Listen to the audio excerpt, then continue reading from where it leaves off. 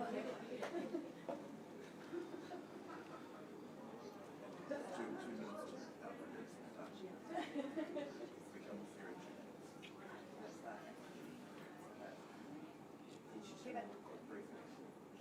it is 30 minutes until the news.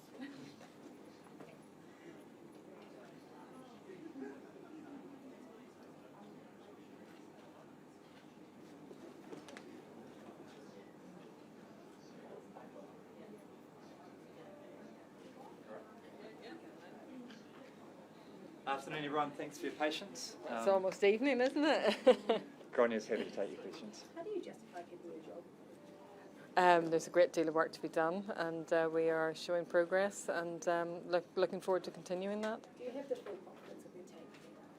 I believe so, yes. Have you had any resignations from your senior leadership team? There is one of my senior leadership team that is moving to another job in Hawani Lambert. When have you had his resignation? Oh, quite recently, And why? because he's got another role. Has he lost confidence? No, not at all, not at all. Does Peter Hughes have confidence in you? I believe so, yes. How does he have confidence in you?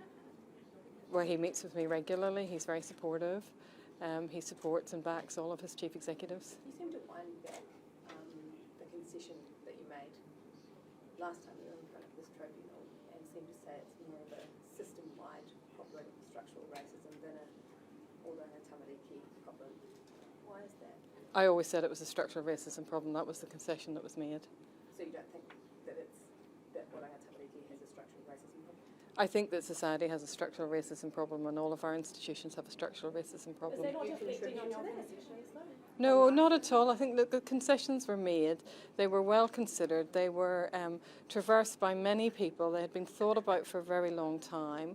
They were signed off by the Crown. The concessions were made on behalf of the Crown, and they had that sign off. There was a great deal of thought and consideration went into those concessions. Are there any discussions about your departure?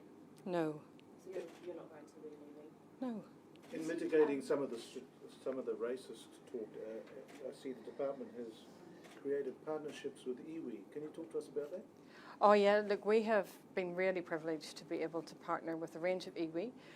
So Ngāi Tahu, Waikato Tainui, Tūhoi, Ngāpuhi, but also actually just last week we signed our first multi-iwi partnership with Te Atiawa and Ngāti Tua. We also have a partnership with Māori Women's Welfare League and the Eastern Bay of Plenty Iwi Alliance. So what does that mean in terms of the partnership? Oh, it means a commitment to working together differently to collectively get better outcomes for our Tamariki and our whānau. There's been a series of work programs that have been undertaken because of the partnership commitments that we've made. For example, Tūhoi sit at the table now whenever all reports of concern come in and work with us about what's the best way to support that whānau and that Tamariki as soon as we hear about them. So can I confirm, does anyone from your leadership raise concerns about you being in charge of the No, they don't. You said structural racism could potentially be a barrier, or could possibly be a barrier for Oranga Tamariki's work. In what situation would structural racism then not be a barrier? Can you just clarify what you meant by only potentially being a barrier? I think what they were asking me was, were individual social workers racism, and did all social workers, were they all of them impacted by structural racism? And what I said is that many social workers have a great deal of training. They also have a good deal of support from our partners. So I wouldn't want people to think that structural racism is actually the same as individual racism. It isn't. And are you considering, you've mentioned a Māori chief executive? Oh, look, I think that's a wonderful idea. It's a wonderful idea. As I say, that's, I think it's a great idea. It's not something that you've looked at before? Well, it's not within my authority to look at. You can't hold on to a Māori DCE who is leaving when every review and every recommendation in those reviews has been about transferring power to Māori organisations who Waitangi Lambert has led a lot of that, yet he is leaving. And he's also, we have a wonderful acting replacement for him, Darren Hamoana, who has got excellent partnership relationships and a very deep knowledge of Te Reo and Tikanga.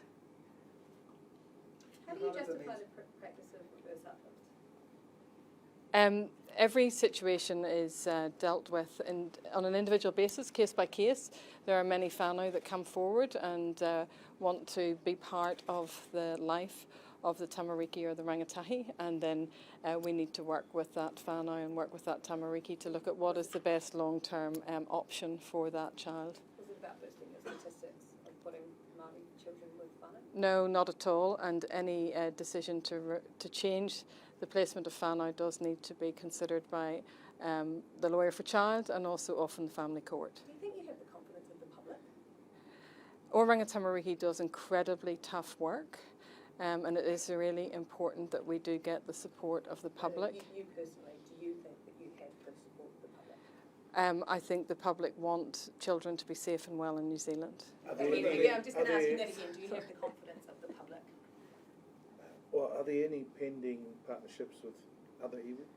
There are a number of pending partnerships and also a number of pending partnerships with other Māori organisations. I think it's really important that we focus on partnerships with a wide range of the community because our children, live in multiple communities. Do you have the confidence of Minister Davis? I've had a very constructive relationship so far with Minister Davis. We're continuing to get to know each other. When was the last time you spoke? This morning. Two more questions, You said New guys. Zealanders want change. Do you think they have confidence that you're the person to lead that change? I think we all need to lead the change. Children live in communities. They live in communities where sometimes they're not safe. We all need to lead that change together. We all live in communities, but you're the one who is the head of Oranga Tamariki.